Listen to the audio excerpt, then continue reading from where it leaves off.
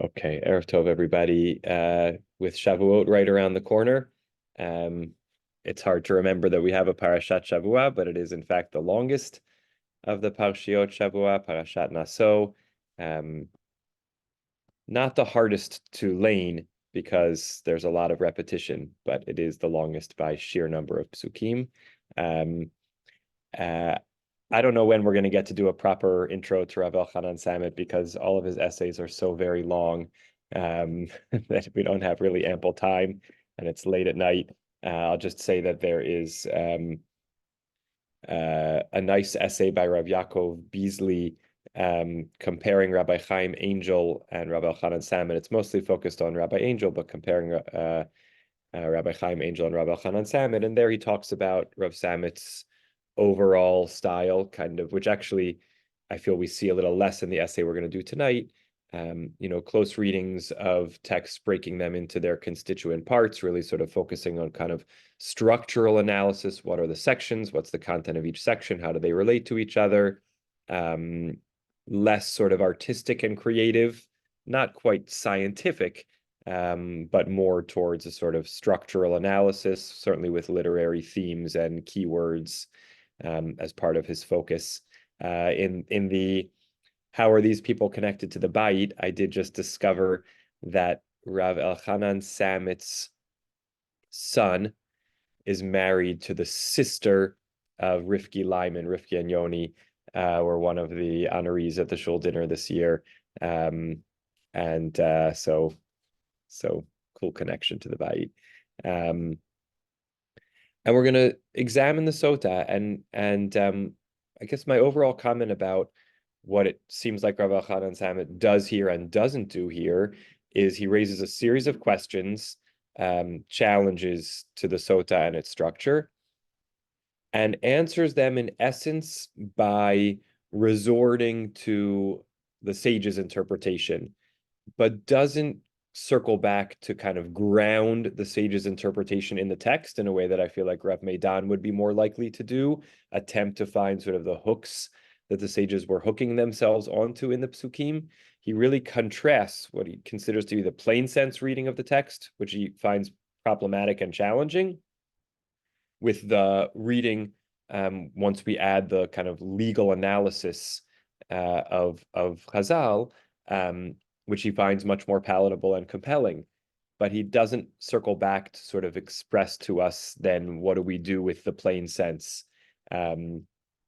That for me was the biggest question in this essay. I sort of say it at the outset because we're going to get into the weeds pretty quickly. And one thing that he does that I think is characteristic also is kind of draws on a wider, somewhat Nechama Leibowitz-esque, a wider range of kind of thinkers and commentaries, including, contemporary scholars and kind of almost like towards social scientists a little bit as well.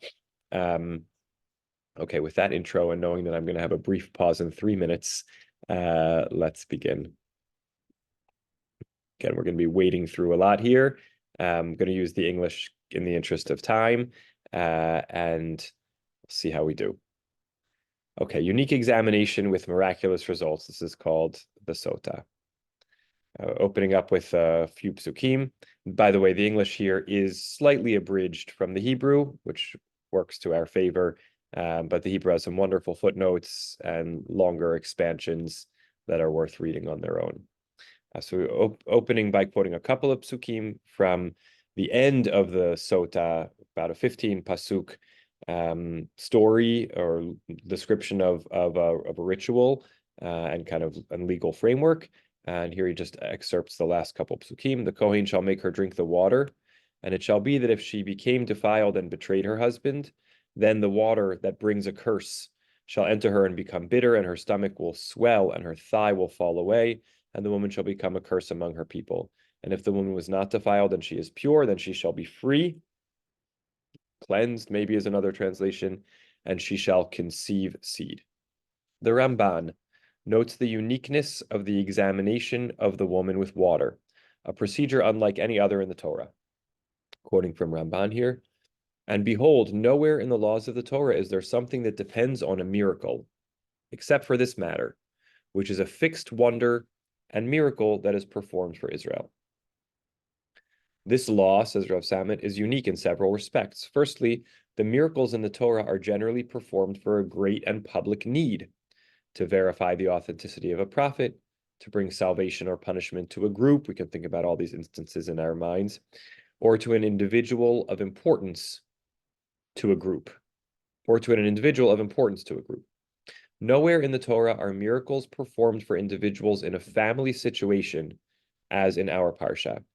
But here we have a fixed, meaning this is a regularly occurring ritual, fixed wonder, not a one-time event, fixed wonder and miracle that is performed for Israel. That being, just to make sure we understand, that this water, which doesn't have poison in it, just has some ink, which has been blotted out into it, and some paper. But this water will either result in the woman becoming pregnant or in her suffering great physical suffering. It's clearly miraculous. There's no attempt to offer a scientific explanation. It's clearly miraculous, and yet it could happen on a regular basis whenever this legalistic ritual is deployed. So first, the fact that the miracle here happens in such a different context than all other biblical miracles. Secondly, by the way, we may think about some differences when we get to Nevi'im. There are more stories of Nevi'im doing miracles and wonders for individuals. Maybe they still fall into the category of an individual of importance to a group. But still, we have a little bit more small-scale miracles in Nevi'im, but in Chumash, that seems even less prevalent. Secondly, the sphere in which the miracle takes place is altogether a legal one. The question of whether a woman has betrayed her husband is one with halachic ramifications in several spheres. If the woman indeed committed adultery and did so before witnesses and in the necessary circumstances, then she and the man involved must receive the penalty, the death penalty. That's the usual rule of adultery. Furthermore, a woman who has betrayed her husband, even in the absence of witnesses, is forbidden to him thereafter, and he must divorce her. But she is also then forbidden to the man with whom she committed adultery. Additionally, a woman who has committed adultery loses her right to her ketubah. So we have a whole bunch of laws and consequences that describe situations where a woman is, alone and commits adultery with another man. The problem arises in the case of a woman who is suspected of committing adultery, in circumstances that lend substance to this suspicion. What is to be done with the woman in each of the spheres described above? Is this not a question that should be clarified and ruled by a court? Okay, so in other words, we have clear laws for confirmed adultery and other kinds of betrayal. But when we have this sort of case of doubt and suspicion, we would expect some kind of legal process, and yet we get this, again, ritual test type of thing. Why don't we just have a legal process for clarifying the claims and deciding if they're valid or invalid, and making the best assessment we can? The sages declare that the Torah is not in heaven. As Rabbi Yirmiyah explains, since the Torah was given at Mount Sinai, we pay no attention to heavenly voices in legal matters. For God already wrote in the Torah, given at Mount Sinai, you shall follow the majority, acharei rabim lahatot. Admittedly, the doubt that arises in our parsha surrounds not the proper halachic ruling, but rather the facts of the case themselves, right? In this secluded moment, was the woman defiled or not? However, ultimately, the question is one that boils down to a legal ruling, right? A court can still make its best assessment.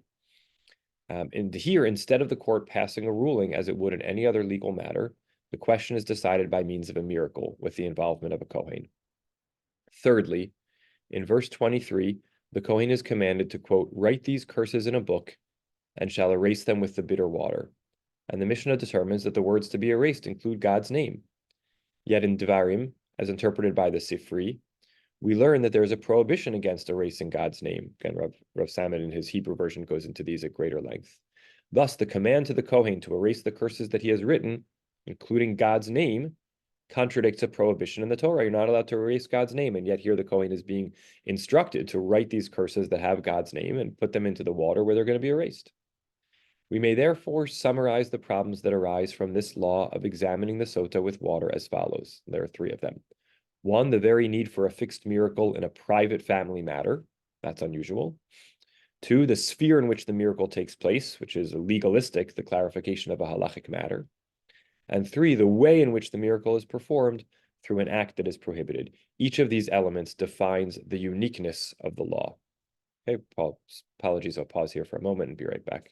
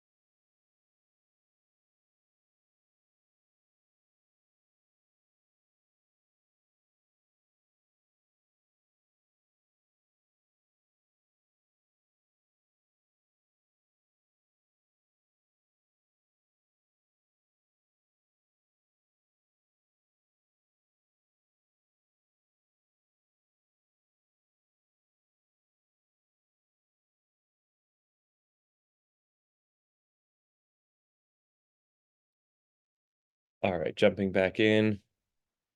Thanks for bearing with me, and we're gonna continue where we left off and see how we do. Okay, we may therefore summarize those three problems we did. Okay, each of these elements defines the uniqueness of the law. The ordeal. Although nowhere in the laws of the Torah is there something that depends on a miracle except for this matter, right? That was a quote of the Ramban. Among the laws of the nations, it was quite common for various legal matters to be clarified through non-rational and supernatural means. The special term used by anthropologists for such clarifications is ordeal. Professor Yaakov Licht Zal, in his article Examination of the Sota by Ordeal, reviews the customs of ordeal among the various cultures from antiquity till our times as background to his discussion of the examination of the Sota. The purpose of the ordeal is to clarify whether a person suspected of a crime is guilty or not. This is accomplished by means of a supernatural sign that involves the body of the subject. The most common form of ordeal was an examination using hot iron. The suspect would hold an iron pole upon his hands or would tread on it barefoot. In the instructions for performing the ordeal, it was set down how the burn should be dressed and how it should be examined after a few days. If the burn had begun to heal nicely, the suspect was declared innocent. Licht writes, in one respect, this test of the Sota differs from most of the ordeals that I found in historical testimonies. The suspect is not tested, here in the Sota, the suspect is not tested with something that would usually cause harm, but rather by drinking water containing a little dust and ink, without poison in it. This is a type of ordeal in which something that is not harmful by nature comes to cause harm to prove the subject's guilt. No harm will come to a woman suspected of adultery who is not guilty, because according to nature, there is no danger present here from the start. This difference is of great significance. It differentiates between the test of the Sota with water and most of the ordeals practiced by other nations in terms of the reliability of the examination, as well as in human and religious terms. Here's the distinctions. An ordeal by something that causes harm, such as a red-hot iron, creates real and justified fear in the heart of the subject, perhaps causing him to confess to a deed even if he is not guilty of it, just to save himself from having to undergo the cruel examination. It's automatically going to cause you pain. Just the question is whether it's going to heal well or not. The ordeal by something harmful generally harms everyone who is subjected to it, and the determination of guilt depends on the degree of harm or the subject's success in recovering from the damage quickly. Thus, there is no clear and unequivocal distinction between a subject who is guilty and one who is innocent.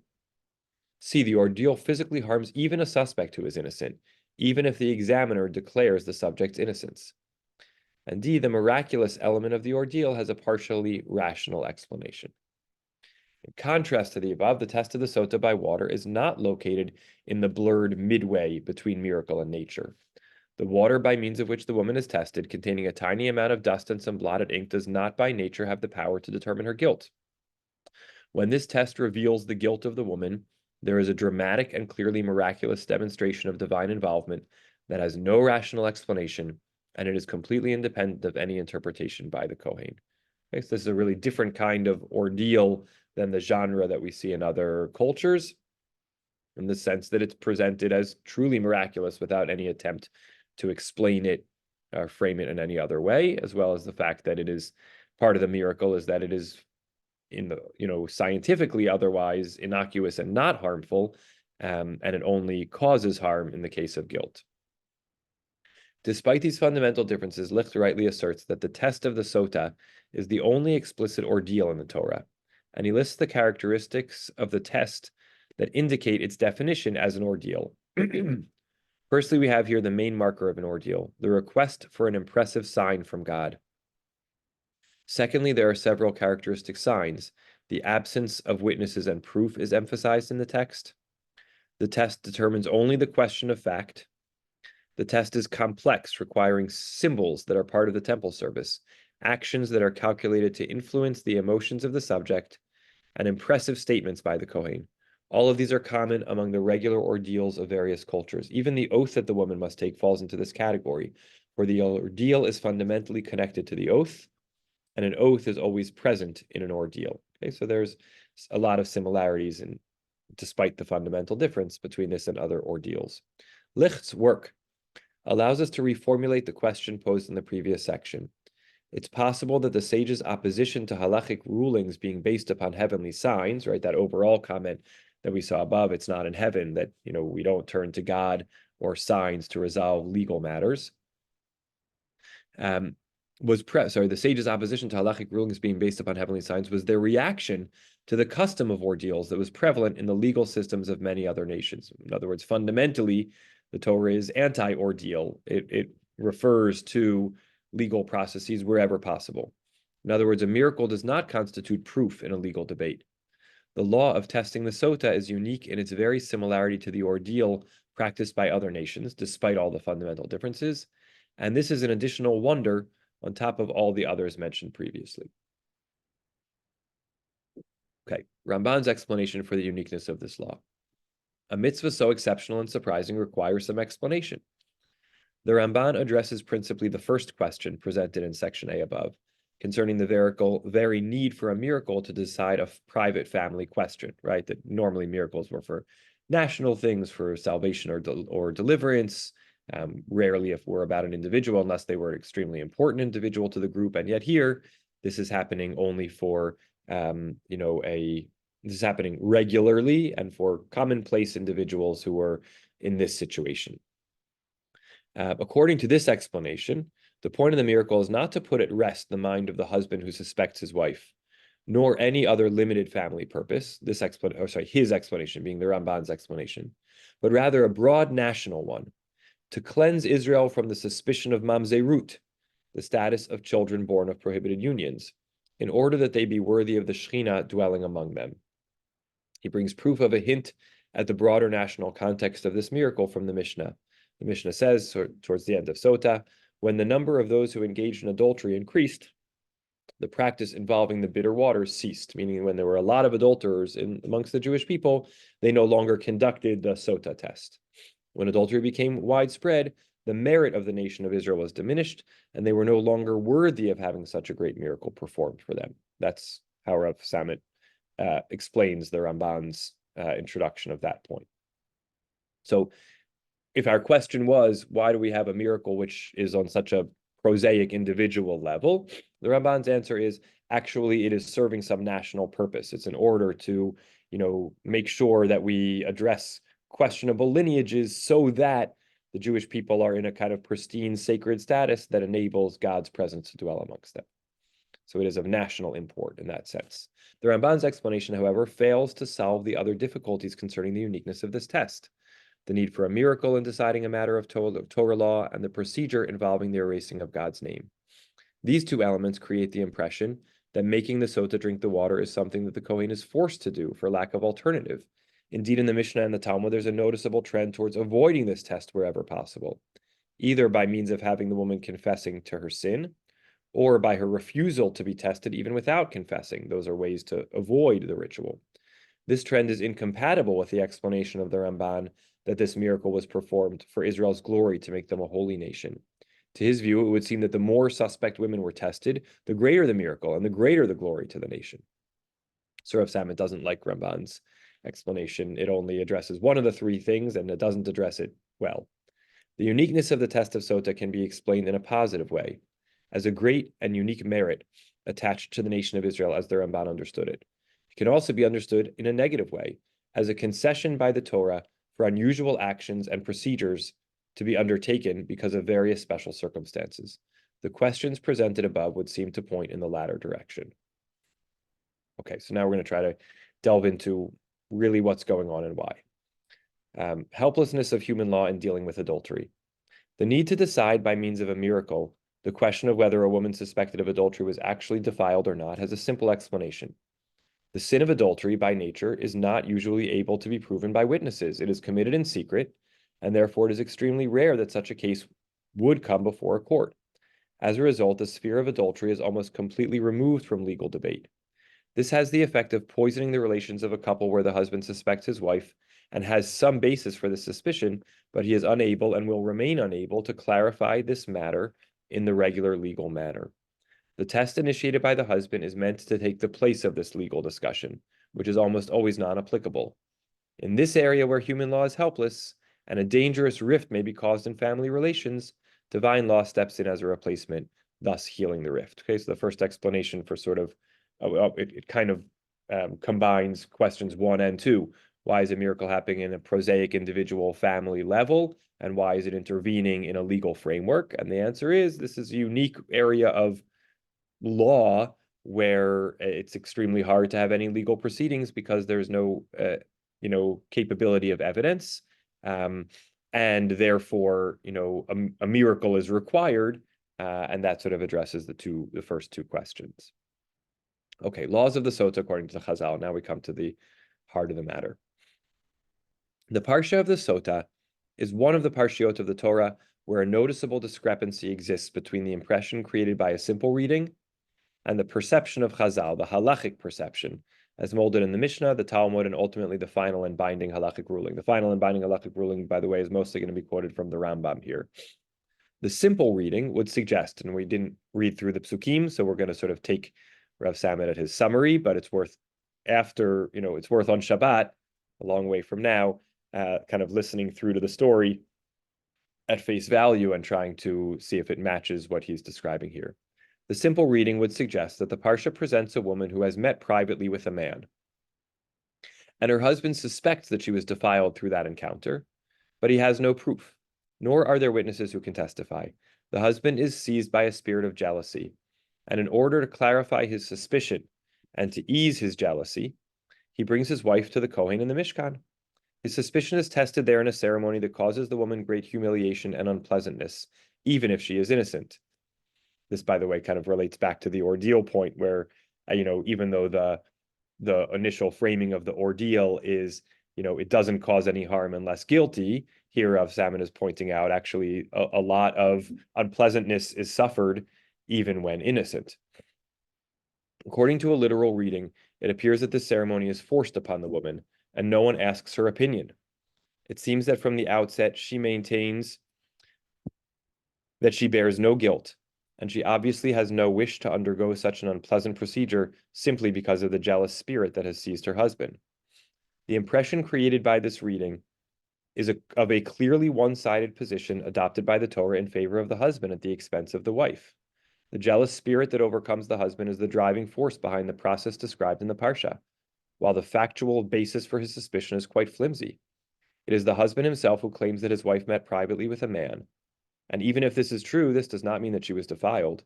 The entire process is based on the husband's claims, and it looks to us as though the Parsha takes into consideration only his subjective view, while sacrificing the woman on the altar of his jealousy in order to ease it, or alternatively to justify it. It's a pretty damning description here. Before presenting the halachic perception of our Parsha, it should be remembered that the Torah permits a man to marry several wives, while allowing a woman to be married to only one man. Therefore, a man does not betray his wife, since he is permitted to marry other wives in addition to her, and for this reason the Parsha addresses only a husband's suspicion of his wife. But while there is no symmetry between a man and a woman in this sphere, the husband's claim of infidelity on the part of his wife does not free him from similar claims. James Roden, is there a better term than defiled? I mean, it's they had, adulterous relations. So nitma'a is the term the Torah uses, but I'm definitely open to other suggestions. I agree, defiled certainly doesn't feel good. It just committed adultery, really, I think, is the upshot of it. While there is no symmetry between a man and a woman in this sphere, the husband's claim of infidelity on the part of his wife does not free him from similar claims. The closing verse of our Parsha served Chazal as the basis to make the husband's right to demand a test for his wife conditional upon his own moral record. We find in a Braita, from the Gemara in Sota, quoting from the closing verse, the man shall be clean of sin and the woman shall bear her iniquity. When the man is clean of sin, then the waters test his wife. If the man is not clean of sin, the waters do not test his wife. Okay, so meaning the only way in which the Sota ritual can be an effective test of the woman is if the man himself is above moral critique or sexually immoral behavior. That's, again, not explicit in the Pshat. This is Chazal's reading. The Rambam explains, if a man has ever had any illicit relations as an adult, then the waters that bring a curse will not test his wife. As it is written, and the man shall be clean of sin, and that woman shall bear her iniquity, quoting again the same midrash that we saw. When the man is clean of sin, then the woman bears her iniquity. The Rambam returns to this point later. I'm now quoting the Rambam again. And all of these things apply only if the husband has never sinned himself in this regard. But if he engaged in any illicit relations, then the waters do not test his wife, as we have explained. And if he did transgress and he makes his wife drink the water, this adds to his previous sin, for he causes God's name to be blotted out in the water for no purpose, right? Because he knows he has sinned, so the waters are not going to test his wife, and yet he's making her test anyway. He's wasting the erasure of God's name. And he causes the waters of the Sota to be cheapened, for his wife will tell others that she did engage in adultery, right? In the case where, let's say she did, but her husband also was, had behaved immorally. Now the waters don't test her, but he makes her go through it anyway. She's going to now tell others she did engage in adultery and the waters did not test her. And she will not know that it was her husband's deeds that caused this. For this reason, when the number of those who engaged openly in adultery during the Second Temple period increased, the Sanhedrin canceled the practice of the bitter water, right? The Rambam here seems to be implying the number of maybe even men who were behaving in sexually inappropriate ways increased. Then the Sanhedrin canceled the practice of the bitter water. Another claim that requires addressing is that the woman who is cursed by the water and is revealed as having been defiled did not sin alone. She had a partner in crime. As we know, a man and a woman are equal when it comes to punishment for forbidden sexual relationships, as is stated explicitly in our case. Man who commits adultery with a married woman, the adulterer and the adulteress shall surely die. Why then does the Parsha of Sota deal only with the woman, while her partner in crime seems to suffer no consequences at all? The halacha nullifies this lack of symmetry. The Mishnah in Sota teaches, just as the water tests her, so does it test him. The Gemara brings various derivations for this law, explaining that the bitter waters will affect him, not him, the husband, him, the other man. The bitter waters will affect him too, no matter where he may be. Having presented the above introduction, we may now look at the halacha's approach to the topic of Sota in general terms. Firstly, it must be pointed out that according to, okay, this is already going to be the first one. So I want to just remind us of what I said at the top, that the extremely difficult, and the many critiques that he leveled at the simple reading of the text, completely biased towards the husband and the husband's suspicions, causing the wife to endure extremely unpleasant and humiliating circumstances without that much evidence. He's now going to go through and describe how actually the sages really did not read it this way at all. But again, I'm just going to say this now because we're going to be out of time at the end. He never comes back to say, what do we do with this simple reading? I think that remains a big challenge, but he would sort of say, given that the sages, set the halachic interpretation, it's sort of almost irrelevant because we have the bottom line practice, which is, is framed in a much different way with a much different kind of balancing of the scales.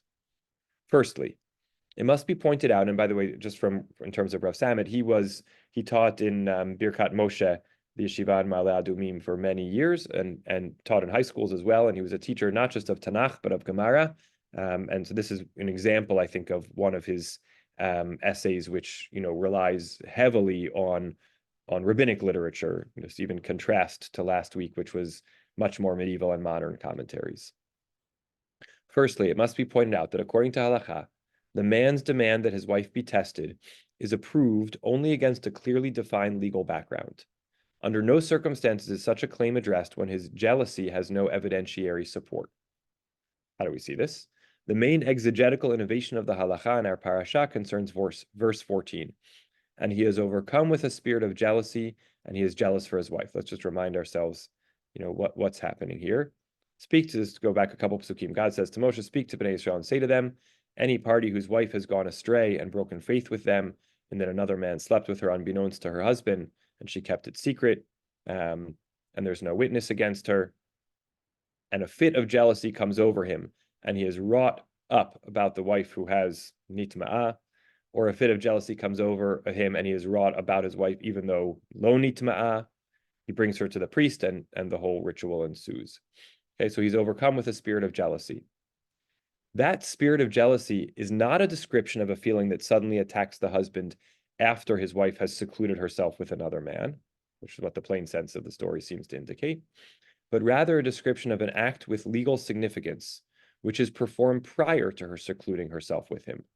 Rashi interprets the verse as follows, and he is overcome prior to the seclusion with a spirit of jealousy, and he is jealous. Our sages explained, this is an expression of warning, with the husband telling the wife, do not seclude yourself with so-and-so. What causes the husband to warn his wife in this way? It may be his suspicion of the man involved, or of the relationship between his wife and that man, or rumors and murmurings among his neighbors. In any event, this warning must be given in front of two witnesses, as the Rambam rules at the beginning of Hilchot Sota, on the basis of the first Mishnah in Sota. The jealousy about which the Torah speaks, and he is jealous for his wife, means that he tells her before witnesses, do not seclude yourself with so-and-so. Rashi explains the continuation of verse 14 as follows, and she nitma'ah, or he was overcome with a spirit of jealousy, but lo nitma'ah. In other words, this is Rashi, he warned her and she subsequently acted against his warning, and it is not known whether she slept with the man or not, right? So he warned her, she went against his warning and secluded herself with the other man, and we don't know what happened in their seclusion. In other words, the seclusion that was discussed in verse 13 occurs only after his official warning to her before witnesses, and only if she secludes herself with the specific man her husband mentioned. What halachic situation is created by this jealousy and this seclusion? We are no longer dealing with an incidental encounter between the woman and a man other than her husband, which gives rise to the latter's jealousy. Rather, this is a seclusion with a man who is already suspected by the husband with regard to his wife. The suspicion was strong enough that the husband already warned his wife in front of two witnesses not to seclude herself with that man. The woman acted against this stern warning and did indeed seclude herself with the man concerned for a period of time that would make it possible for her to have been defiled. It's no wonder that under these circumstances, the husband's suspicion of his wife is formulated almost as a certainty, right? A man, if his wife acts foolishly and betrays him, and a man lies with her and gives seed, and the matter is hidden from her husband, for she was secluded, and he needs ma'ah, but there is no witness, right? It sounds as though it definitely happened. But this is the question that the rest of the parsha goes on to examine, whether the situation described in these verses actually took place. Why then is the suspicion described here as a certainty, right? Our first answer was because we just bias ourselves towards the husband's, jealous anger, and just say we have that in and of itself is grounds, right? But here we're saying it differently. The answer is that the circumstances of this seclusion are so serious that it is not unreasonable to assume that the event did take place, because he's already had a concern and made the warning based on previous behavior, and now his wife goes ahead and does seclude herself again. The halachic result of all of this is, as the Rambam rules, if she was secluded with him for long enough to become defiled, then she is forbidden to her husband until such time as she drinks the bitter water and the matter is clarified. And at a time when the water of the sota is no longer in use, she is forbidden to him forever, and she leaves the marriage without her ketubah. Okay, so this is what happens in the way the sages understand the ritual. He has some cause for concern. He makes the warning in front of witnesses. She secludes herself with certainty this time, and we don't know what happened there. Then she actually becomes forbidden to her husband until the ritual of the waters comes and the matter is clarified. Let us now return to the simple reading and ask, what happens if a woman secluded herself with a man and remained there for long enough to become defiled without her husband's jealousy first being aroused? I mean, what does the halacha say about what we think the pshat of the story is? Thus rules the Rambam, if there was no prior jealousy, no warning, etc., and two witnesses come and testify that she secluded herself with a man, again, there had been no prior warning, and remained there long enough to become defiled, she is not forbidden to her husband, nor does she drink the water. The whole sota ritual doesn't even start. In the case that is what the plain sense of the Torah actually makes it seem like is the very case. Moreover, if the husband said to her before two witnesses, do not speak to so-and-so, but did not say, do not seclude yourself, this is not defined as jealousy for the purposes of this law.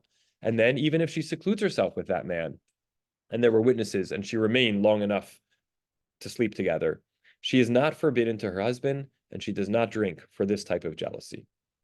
It should be clarified here that the words she does not drink mean that the husband cannot bring her to the Kohen, and the Kohen may not make her drink.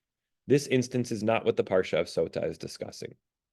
So again, just to understand what using the Midrashei Halacha and the Rambam, Rav Salmon has pointed out to us that what we think the Torah is describing when we read the story of a woman who's had some encounter that arouses her husband's jealousy is not a situation in which the sota test is even allowed to happen. It's only when, based on some prior behavior, his jealousy is aroused and he has warned her in the presence of witnesses not to seclude herself with that particular person, and then she does long enough for them to have slept together, that's when the sota ritual comes into play. Let us now examine the event to which the halacha refers in the Parsha of Sota. A couple has arrived at such a crisis in their relationship that they are unable to continue living together. By the way, the Mishnah Yomi, which is a lot of SAR elementary school students participate in, just finished Masechet Sota. And all of those of us who've been, studying it with our children and teaching it every, once a week on Zoom to the different parents who take different days, asked, how in the world are we going to present this to elementary school children? And we really sort of actually took kind of the approach of what Rav Salmon is describing here in sort of hyper simplifying. We said, a husband and wife are not getting along. Their marriage isn't going the way they wanted to, and they're trying to figure out, what to do next. So they've arrived at such a crisis in their relationship that they're unable to continue living together. What are the possibilities that are open to them from the point of view of halakha? The husband may, of course, decide that he no longer wishes to be married and may divorce her with the payment of the wife's ketubah if he is not prepared to clarify his suspicions through the test of the water. The wife, likewise, may decide she is not prepared to be tested and thus brings the marriage to an end. As Rambam rules, a woman whose husband was jealous for her and she secluded herself, meaning went through the whole process, she's not forced to drink. If she confesses, if not the whole process, just the jealousy and the seclusion, she's not forced to drink. If she confesses and declares, yes, I was defiled, she goes out without her ketubah. Goes out means the marriage ends and is forbidden to her husband forever and does not drink. But she and the adulterer are not put to death because there are no witnesses to the actual sin. Likewise, if she says, I am not defiled and I shall not drink, she is not forced to drink, and she goes out without her ketubah, since her husband is ready to remain with her if she agrees to the test. And likewise, if the husband says, I do not wish for her to drink, then she does not drink, she receives her ketubah and leaves, and she is forbidden to him forever. But what if both of them, the husband and the wife, wish to continue living together and to repair the relationship? The Torah allows for such a possibility, a test through the waters of the sota. Only on the basis of this test can the woman once again be permitted to her husband if she is found to be innocent and the family has a chance of being rehabilitated. This test then, coming close to the end, is performed only upon the joint wish of both the husband and the wife. Each of them may prevent the performance of the test if he or she does not want it, although again, that might end with the termination of the marriage. This reality is far from the impression created by the literal reading, according to which the husband forces the test on his wife against her wishes. According to halacha, however, only if she is prepared to undergo this procedure of her own free will is it carried out. The woman will be willing to do so out of her desire to continue living with her husband, and out of the knowledge that lo nitma'ah, she didn't sleep with this other man. Can the woman change her mind once the process has already begun? Not only is she able to change her mind, but she is even encouraged to do so. The encouragement is admittedly mostly towards her confessing to having slept with the other man. But even if she simply declares, I shall not drink without confessing, she's allowed to stop the process. Once she has declared, I shall not drink, is she entitled to change her mind and request the continuation of the process? Rambam rules, a sota who says, I shall not drink out of some kind of intimidation may change her mind and say, I shall drink. However, there is a limit after which the woman can no longer turn back unless she admits sleeping with the other man. If she says, I shall not drink, before the scroll with the curses is blotted out, then the scroll is put away, and her mincha offering is sprinkled over the ashes of the altar. But if she says, I shall not drink, after the scroll has already been blotted out, she is forced to drink the water, and she is threatened that she must drink. And she is told, my daughter, if it is clear to you that you are pure, then stand still and drink and do not fear. If she says, I am impure, then, although the scroll is already blotted out, the water is poured out, since it contains no sanctity, and her mincha offering is sprinkled over the ashes. What then is the meaning of the expression, she is forced to drink the water? Is it because the scroll has already been blotted out, and we do not wish for this blotting out of God's name to be for no purpose? From Rashi's interpretation of the Braita that serves as the source for this law of the Rambam, we learn a different reason. After the scroll is blotted out, they tell her words of comfort, to drink if she is innocent, in order to make her permissible to her husband, in order that she will not fear the water and say, Tume'ani, if she's actually pure, thereby disgracing herself and her children.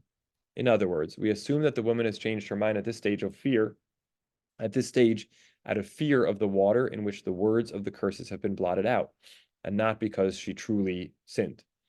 For this reason, she is made to drink against her will, for her own good, in order to make her permissible to her husband and to prevent rumors from spreading about her. And now, after the woman has drunk, if she's pure, she leaves and goes, and she's permitted to her husband. A sota who drank and is found to be innocent is strengthened, and her face shines. And if she had any illness, it leaves her, and she is able to become pregnant and bears a son. Closing. Great is the value of peace between husband and wife. Chazal's perception of the Parashah of Sota, as described above in general terms, resolved, to their view, one of the great questions surrounding this parsha. This was question number 3 from the very beginning, which was particularly difficult for them, the blotting out of God's name in the scroll. We read in the Gemara, Mar said, great is the value of peace between husband and wife, for the Torah says the name of the Holy One, written in holiness, is blotted out in the water. We may perhaps broaden this statement and thereby answer our other questions. Great is the value of peace between husband and wife. This explains why a miracle is required here, in the family, private, individual setting, not a moment of national salvation, and why we use this miracle in a halachic context. In order to understand this great need, we must return to the background of the test of the sota. A man and his wife encounter a tragic crisis that threatens the continuation of their marriage. They wish to continue living together peacefully, but this is impossible, both because of the husband's grave suspicion that his wife has betrayed him, and because this very suspicion makes the woman forbidden to him until the matter is clarified. How then is this marriage to be saved? In the very difficult situation in which the couple finds itself, after the woman has secluded herself with a man concerning whom her husband has previously warned her before witnesses not to seclude herself, the woman's declaration of her innocence is not sufficient. Neither her husband nor the court can accept this claim against the heavy suspicion that rests on the woman, and even a regular oath will not suffice. In order to make her permissible to her husband and to allow her to return to him, a factual test is required that no human legal system can provide. This test is what will make the woman's oath as to her innocence altogether reliable. Against this background, we can understand why the Torah goes out of its way in offering the woman and her husband a test that is based on a miracle. Only this procedure can, in these circumstances, allow for faith to be entrusted once again, for the woman to return to her husband, and for their shalom bayit to be restored. Okay, that was long and dense. Hopefully the key points that emerged, again, were the unusual nature of this ritual, and it being miraculous, applying only to individuals in a legal context, and involving the blotting out of God's name. The many challenges to our ethical sense with reading the plain sense of the Torah's context and the bias towards her husband, the husband's, suspicions, and the overall approach that the sages really reread and modified this to limit it to a very specific, case.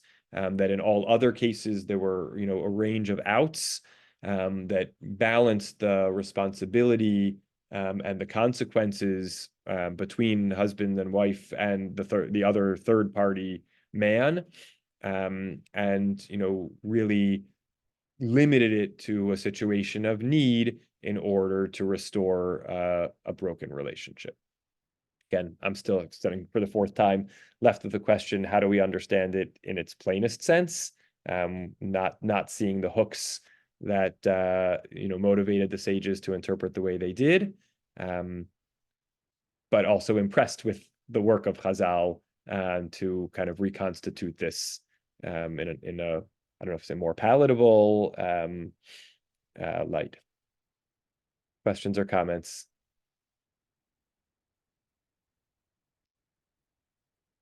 David L. and then Lance. Oh, I'll defer to Lance first. Lance, you want to go first? You can go first. Okay, Lance first. Okay, number one, what immediately follows the sota in this chapter? What do we have? Birkat Kohanim? No, the Nazirite. Nazir's first. Nazir, right. And who can become a Nazir? A man only or a man and a woman? Man and a woman. Right. And that doesn't add up, okay, for two reasons. One, from the point of view of a female Reform rabbi, the sota is misogyny, pure and simple. However, I don't think that too many Orthodox men, or certainly Haredi men, would go along with that. However, the problem that arises is, why are there no Jewish Kohanim, female Jewish Kohanim? Because can you imagine a woman as a Kohen going through this ritual? I couldn't believe a woman would do this. Okay, but why are there no? This is a question. It's not my question. It's a question that's asked in Torah.com. And one of the points made is that if you look at the surrounding communities to the Israelites, they all have priestesses. Why don't we? Weaknesses. Great questions.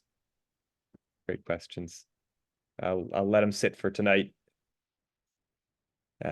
Interesting. I just would say that having the priestly blessings is still another almost contradiction to the whole thing.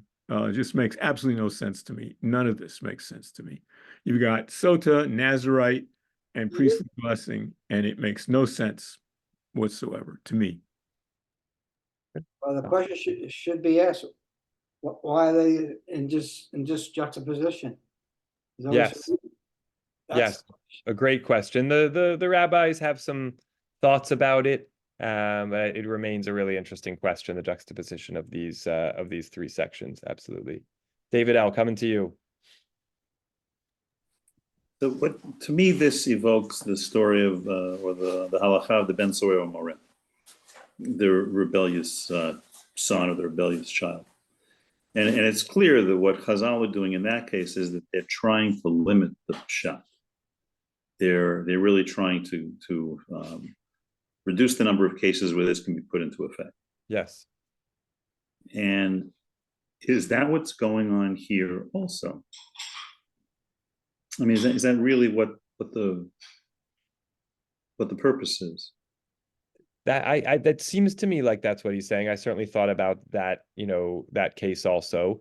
It's interesting, by comparison to the, the Ben Soyer Moreh, the modes of constraint here feel more, it's hard to quite express what I want to express. That they feel more kind of within the context. Some of them with the Ben Sora Mora also are like, you know, he has to eat a certain amount of meat and drink a certain amount of wine, right? That's like it has to be a particular level of gluttony. And if the issue is gluttony and the risk of what he's going to become, so that makes that's a sensible kind of lever to push on.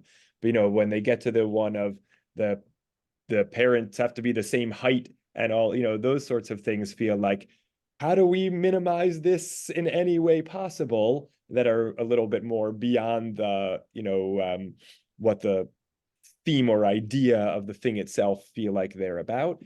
And this one feels like it is not just you know, attempting to constrain and limit, but to do so kind of within a logical context. So I'm sort of saying, you know, almost even more than Ben Sora or More, the interpretations feel like they are about an intentional narrowing to a particular case that we have in mind, as opposed to just an attempt to kind of write it out of, you know, of legal possibilities. Right. So what I noticed and don't know what to do with is that they're trying to change this ritual, which is a Kohanic ritual, back into more of a legal ritual with the Hatra and two Eidim. Yeah. And you would think that, and then you wonder, is this really a self-enforcing type ritual where the husband is then able to go and say, does he bring his Eidim? Do the Kohanim have to constitute a Beit Din? And then the last piece of what's sort of interesting, I guess there are two pieces. One is, and the second to last piece, penultimate piece, is that it says, we have these comments in the Gemara that, you know, there never was a Ben Sora Moreh, right? Then we have a conflicting statement. There was one when I sat on his grave, okay, but that seems to be a minority position. But in this case, it says that you get, this ritual goes away when it needs to be utilized too often. So it seems to be the opposite. Right. But since these compelling comparisons with Ben Sora Moreh are so obvious to such a grasshopper like myself, why isn't Rav Samit bringing this up? Yeah, it's an interesting question. Yeah, it's an interesting question. I mean, I wonder, I could only go back to the frame I was thinking about. Maybe he doesn't want to compare it to that one because he finds the attempts to limit in Ben Sora or Moreh less grounded either in pshat or in kind of rational within the bounds of the case itself. But certainly a broader comment about kind of what Chazalic tool is being deployed here could be in place. Yeah. Did you get to your final comment also, David? Yes, my final comment is, you know, how come Rav Samit not? Okay, great. All Okay. right, Yes, Moshe, go ahead. with the Ben Sora Mora, is it boy or girl, or girl was ever considered, you know? I think it was only a son and not a daughter, if I recall correctly. Okay. That's number one. And the reason why I think the rabbis somehow, I don't know, like, I'm trying to think of the proper word. Maybe like made the sota smaller. Because if you remember, you know, after the destruction of the Second Temple, we became rabbinic Jews, more or less. Before that, we were under the tutelage of the Kahana. So this way was a way to take away certain prestige or power from the Kahana. That's my interpretation. Good. Thank you. Very good. Certainly has some basis to it. Absolutely. And also, you said, I don't know if this was a mitzvah or a trial that has to deal with with a miracle. Yeah. With a miracle, isn't it like, trial and tribulations, always, done, with miracles, beside the sota, trying to think, when one of the sons were thrown into fire, he survived. I forgot, I think it's in the Tanakh, and I guess you could say, the Jews leaving Mitzrayim that was a miracle. Yes. Yeah. So there certainly were others, but not as much in a legalistic and kind of private individual type of context. Yeah. All right, I think we're going to circle back to Lance for a final comment. Okay. I think you have to focus on the concept of the miracle here. And the idea is that somehow human beings can count on God creating a miracle whenever they need one, which is to me rather nonsense. The other thing that I think is important, because I really like the idea that the Kohanim are under attack, is when you think about the Nazarite as someone who can't even go into the graveyard for his own parents' funeral. And this is beyond the Kohanim. The Nazarite, in a certain sense, is a super Kohen. Why? Why would that happen? Unless you're trying to undermine the Kohanim with the Nazarite. Right. There's an amazing Mishnah in Sota, which talks about the fact that the Nazir is exactly, when it comes to not being able to become Tamei mate, even for his own relatives, in that way, he's akin to a Kohen Gadol. And there's a debate about, but there's an exception for each of them, which is a Nazir and a Kohen Gadol are allowed to each become Tamei for a mate mitzvah, for a corpse which has no one to take care of it. And the rabbis debate in the Mishnah, if a Nazir and a Kohen are out for a walk, a Nazir and a Kohen Gadol are out for a walk and they come across a mate mitzvah, who should defile themselves, who should become Tamei in order to take care of the mate mitzvah? And it's a debate. It's a debate. So, and think about the parable of the Good Samaritan in the New Testament, in which the Kohen and the Levi come across a dead body lying on the side of the road. Not really dead, but they think it's dead. And so they cross to the other side of the road so they don't get contaminated. And of course, this is a huge criticism of the temple and the people running the temple. And it compares to the Samaritan, the Good Samaritan, who is someone who's not worried about that and who takes care of the poor person lying on a road, that I personally think is Jesus, but let that pass. So you have a number of enormous questions here that, in certain sense, make this a very, very interesting Parsha. awesome. Extremely interesting. Awesome. Good. Well, I think the only other Parsha coming up is Balak, the one about Balaam, and that one is got tremendous problems. Oh, and we will have a chance to delve into these interesting parshiot on the other side of Shavuot. So thank you, everybody. Wish a great Yom Tov to all. If you're around Riverdale, we have a lot of fantastic learning at the Bayit. I've been looking around this group. I think people are pretty far and wide, spread far and wide for this Shavuos. So enjoy it wherever you are. And may I just say one quick thing? Yes, Lance. Go ahead. I just want to compliment you on your theatrics. Thank you. Your donor drama with Rabbanit Bracha. That wasn't a theatrical production. Oh yes, it was. It was. Yes, for anyone who goes, there's a promotional video for Shavuot sponsorship you can find maybe in our Bayit email somewhere. So, but the two of you were actor and actress, and you did an excellent job. Thank you. We're natural, just natural. Love to mom and dad. Good night to all. Good Yom Tov to all. Take care.